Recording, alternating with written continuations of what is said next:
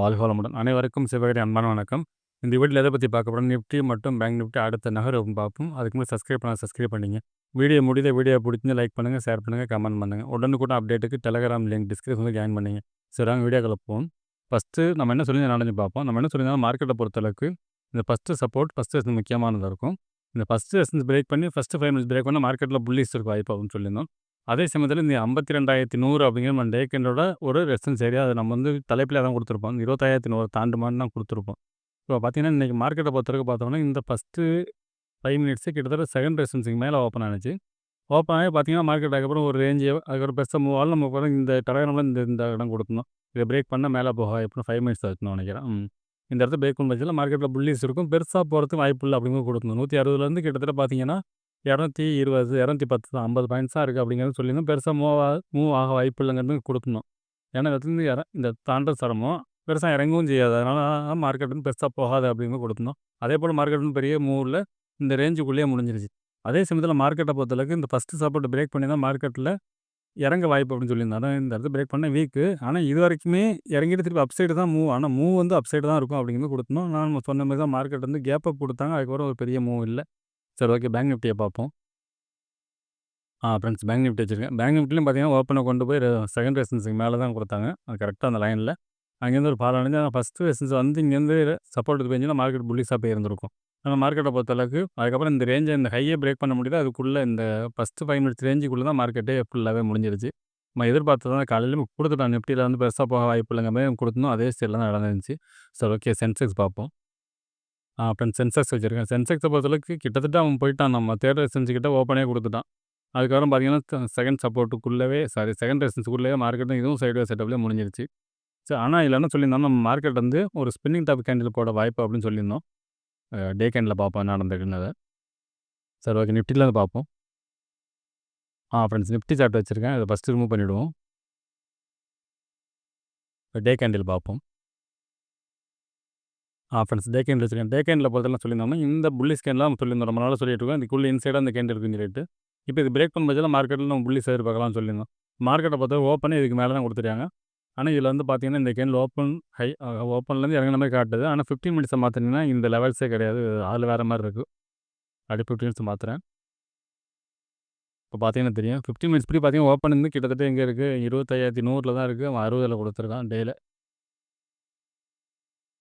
சரி, ஓகே, டே கேண்டில் படி பார்த்தோம்னா மார்க்கெட்டை பொறுத்தளவுக்கு இந்த ட்ரெண்ட் லைனை பிரேக் பண்ணி தான் மார்க்கெட் வந்து அப்சைடு போயிருக்கு. இப்போ இந்த லைனை ரீடெஸ்ட் பண்ணி திருப்பி அப்சைடு போகிறதா வாய்ப்பு. அப்படி இருக்கும் பட்சத்தில் நாளைக்கு வந்து ஒரு இறக்கத்தை கொடுத்துட்டு இந்த இடத்துல அப்சைடு திரும்புறதுக்கான வாய்ப்பு உண்டு ஃப்ரெண்ட்ஸ். இது டே கேண்டில் செட்டப் படி. சரி, ஓகே, 15 மினிட்ஸில் பார்ப்போம் என்ன மாதிரி லெவல்ஸ் இருக்குன்னு. ஃப்ரெண்ட்ஸ், 15 மினிட்ஸில் வச்சுருக்கோம். இப்போ பார்த்தோம்னா ஃபஸ்ட்டு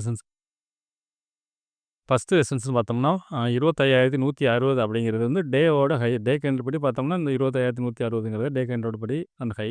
அதுக்கு அடுத்து பார்த்தோம்னா 25,234 அப்படிங்கிற செகண்ட் ரெசிஸ்டன்ஸாக இருக்கும். தேர்டை பொறுத்தவரைக்கும் 25,333. சப்போர்ட்னு எடுத்துட்டோம்னா இன்றைக்கி போன லோ தான். 25,077 அப்படிங்கிறது ஃபஸ்ட்டு சப்போர்ட்டாக இருக்கும். நெக்ஸ்ட்டை பொறுத்தளவுக்கு 24,992, அடுத்து 24,899. சரி, ஓகே, இது என்ன மாதிரி மூவ்மெண்ட்ஸ் ஆயிருக்குன்னு பார்த்தோம்னா, நாளைக்கு மார்க்கெட் வந்து குழப்பமான மார்க்கெட்டாக இருக்க மாதிரி தெரியுது. பெருசாக மூவ் இருக்க மாதிரி தெரில. அந்த மாதிரி செட்டப்லாம் இருக்குது. இதுபடி பார்த்தோம்னா இந்த ஃபஸ்ட்டு ரெசிஸ்டன்ஸ் பிரேக் பண்ண பட்சத்தில் மார்க்கெட் வந்து செகண்ட் வரைக்கும் தான் போகிற மாதிரி இருக்குது. அதுவுமே ஸ்ட்ராங்காக தான் இருக்க மாதிரி இருக்குது. அந்த மாதிரி செட்டப்பில் தான் இருக்குது. ஆக்சுவலாக நம்ம வந்து டே படி சொல்லியிருந்தோம், இந்த ரேஞ்சை பிரேக் பண்ணிட்டாலே மார்க்கெட்டில் பெரிய புல்லிஷ் இருக்க வாய்ப்புன்னு சொல்லிட்டு. ஆனால் இப்போ இருக்கு இவங்க இந்த போட்டு கேண்டில் செட்டப் படி பார்த்தோம்னா இந்த ஹையை பிரேக் பண்ணால் பெருசாக போயிருமா அப்படிங்கிறது கொஞ்சம் குழப்பமான செட்டப் தான் இருக்குது. அது நாளைக்கு வந்து லைவில் தான் கொஞ்சம் பார்க்குற மாதிரி இருக்கும். இருக்க செட்டப்படி பார்த்தோம்னா மார்க்கெட் வந்து இறங்கினாலும் இந்த தேர்ட் சப்போர்ட் பிரேக் பண்ண மாதிரி தான் மார்க்கெட்டில் ஃபால் இருக்கும். அது வரைக்கும் இறங்கினாலும் அப்சைடு திரும்ப. மார்க்கெட் வந்து புல்லி செட்டப்பில் தான் இருக்குது. இறங்கினாலும் அப்சைடு தான் போகும். அது பார்த்தீங்கன்னா இது வரைக்கும் அடுத்ததாக வாய்ப்பு இருக்குது. ஆனால் என்னோட பாயிண்ட் ஆஃப் வியூவில் இந்த செகண்ட் சப்போர்ட் செகண்ட் ரெசிஸ்டன்ஸ் இடையில மார்க்கெட் இருக்கிறதுக்கான செட்டப் தான் தெரியுது ஃப்ரெண்ட்ஸ். ஆனால் ஒரு கிளியரான ஒரு பிக்சர் இல்லை. ஏன்னா நிஃப்டி ஒரு டைப்பாக இருக்குது, பேங்க் நிஃப்டி ஒரு டைப்பாக இருக்குது. அப்படி இருந்தாலும் பெரிய மூவ் இருக்க வாய்ப்பு இல்லை. நாளைக்கு வந்து டெலகிராமில் பார்ப்போம் ஃப்ரெண்ட்ஸ், இது என்ன மாதிரி செட்டப் இருக்குது வாய்ப்புன்ட்டு. சரி, ஓகே, பேங்க் நிஃப்டி பார்ப்போம். ஃப்ரெண்ட்ஸ், பேங்க் நிஃப்டி வச்சுருக்கேன். ஃபஸ்ட்டு ரிமூவ் பண்ணிவிடுவோம். இப்போ டே கேண்டில் பார்ப்போம். ஃப்ரெண்ட்ஸ், டே கேண்டில் வச்சுருக்கேன். இதுவும் பார்த்தீங்கன்னா ஓப்பன் ஹை தான். ஓப்பனில் தான் மார்க்கெட் ஃபால் ஆயிருக்கு. இப்போ இந்த ஹையை பிரேக் பண்ண பட்சத்தில் மார்க்கெட்டில் புல்லிஸுக்கு வாய்ப்பு இருக்குது. இப்போ இந்த இடமே பார்த்தோம்னா இவ்வளோ ட்ரெண்ட் லைன் இருக்குது. அந்த ட்ரெண்ட் லைனுக்கு மேலே தான் ஓப்பனே கொடுத்துருக்காங்க. கிட்டத்தட்ட இதுக்கு மேலே கொடுத்துருங்க. இப்போ ரீடெஸ்ட் பண்ணிவிட்டு மார்க்கெட் அப்சைடு போகிறதுக்கான வாய்ப்பு இருக்கும். நாளைக்கு வந்து இறங்கி இந்த இடம் தொட்டால் திருப்பி அப்சைடு போகிறதுக்கு வாய்ப்பு இருக்கும். இந்த இடம் தொட்டுட்டு திருப்பி இந்த ஹையை பிரேக் பண்ணும்போது மார்க்கெட்டில் ஒரு பெரிய புல்லிஸ் இருக்கிறதுக்கான வாய்ப்பு அதிகம் இது டே கேண்டில் படி. சரி ஓகே 15 மினிட்ஸில் பார்ப்போம் என்ன நடக்க வாய்ப்புன்னு. ஃப்ரெண்ட்ஸ் 15 மினிட்ஸில் வச்சுருக்கோம் பார்த்தோம்னா ஃபஸ்ட்டு ரெசிஸ்டன்ஸ் பார்த்தோம்னா 57,049 அப்படிங்கிற இன்றைக்கியோட ஹை. சரி ஓகே. அதுக்கு அடுத்து பார்த்தா ரவுண்ட் ஃபிகர் தான் 57,500 58,000 போட்டிருக்கோம். சப்போர்ட் எடுத்துட்டோம்னா இன்றைக்கி போன லோ தான் 56,792 அப்படிங்கிறது ஃபஸ்ட்டு சப்போர்ட்டாக இருக்கும். நெக்ஸ்ட்டு வந்து 56,539 அடுத்து 56,161. சரி ஓகே. இது என்ன மாதிரி மூவ்மெண்ட்ஸ் வாய்ப்புன்னு பார்த்தோம்னா இந்த செகண்ட் சப்போர்ட் அப்படிங்கிறது ஸ்ட்ராங் சப்போர்ட்டாக இருக்கிறது வாய்ப்பு. மார்க்கெட் வந்து இறங்கினாலும் இந்த செகண்ட் சப்போர்ட் தான் செகண்ட் சப்போர்ட் எடுத்துகிட்டு போணுச்சுன்னா மார்க்கெட் புல்லிஷாக இருக்க வாய்ப்பு இருக்கும். இப்போ நீங்கள் எடுத்தோடனே இந்த ஃபஸ்ட்டில் பிரேக் பண்ணுறான் அப்படின்னா திருப்பி இறங்கிறதுக்கு வாய்ப்பு இருக்குது. அந்த மாதிரி செட்டப்பில் தான் இருக்காங்க. நிஃப்டி வந்து ஸ்ட்ராங்காக இல்லை.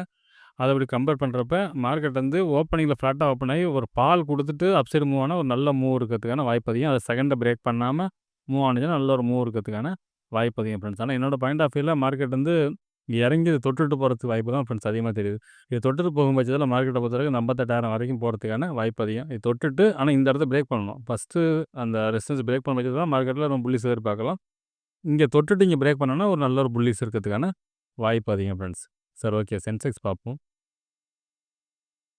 ஃப்ரெண்ட்ஸ் சென்செக்ஸ் வச்சுருக்கேன். ஃபஸ்ட்டு ரிமூவ் பண்ணிவிடுவோம். இப்போ டே கேண்டில் பார்ப்போம்.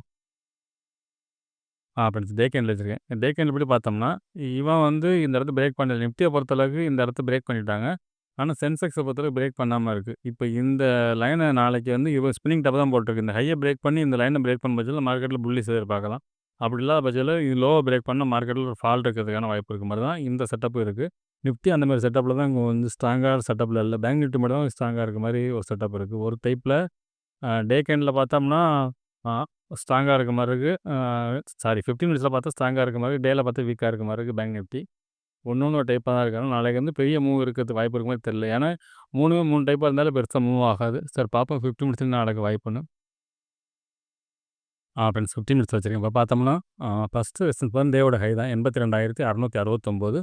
செகண்டை பொறுத்தவரைக்கும் பக்கத்துலேயே தான் இருக்குது 82,784. தேர்டை பொறுத்தவரைக்கும் 83,371.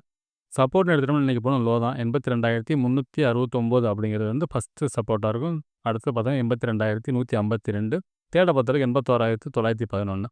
சரி ஓகே. என்ன மாதிரி மூவ்மெண்ட்ஸ் வாய்ப்புன்னு பார்த்தோம்னா என்னோட பாயிண்ட் ஆஃப் வியூவில் ஃபஸ்ட்டு இந்த ரேஞ்சு அந்த ஃபஸ்ட்டு ரெசிஸ்டன்ஸ் செகண்ட் ரெசிஸ்டன்ஸ் இருக்குல்ல அது எல்லோ ஜோனாக போட்டுருவோம்.